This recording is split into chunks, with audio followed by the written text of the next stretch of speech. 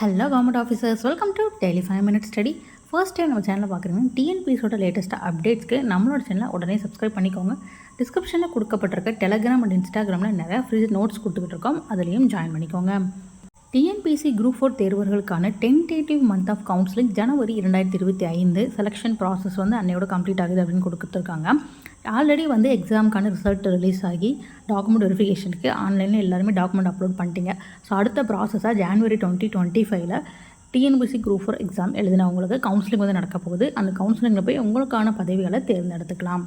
அது மட்டும் இல்லாமல் கவுன்சிலிங்கில் ஃபஸ்ட்டு யாருக்கு நடக்கும், ரெண்டாவது யாருக்கு நடக்கும் அப்படின்னு டீட்டெயில்ஸுமே கொடுத்துருக்காங்க. நவம்பர் 28 அப்டேட் படி பல்வேறு பதவிகளுக்கான கலந்தாய்வு எந்த வரிசையாக நடைபெறும். இளநிலை உதவியாளர் மற்றும் கிராம நிர்வாக அலுவலருக்கு ஃபஸ்ட்டு நடக்கும். ரெண்டாவது தட்டச்சருக்கு கவுன்சிலிங் நடக்கும். மூணாவது சுருக்கெழுத்து தட்டச்சருக்கு நடக்கும். அடுத்த உடற்தகுதி தேர்வு மற்றும் நடை சோதனை பதவியில். நான்காவது வனக்காப்பாளர் மற்றும் ஓட்டுநர் உரிமத்துடன் கூடிய வனக்காப்பாளருக்கு நடக்கும்.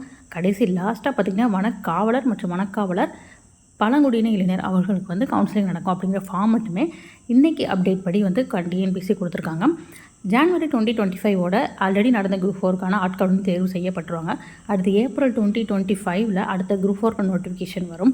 அந்த குரூப் 4 உங்களுடைய மதிப்பெண்ணை உயர்த்துவதற்காக subject wise important 1 words and expected 1 words one liner PDF 6 to 10 channel அவைலபிளாக இருக்குது.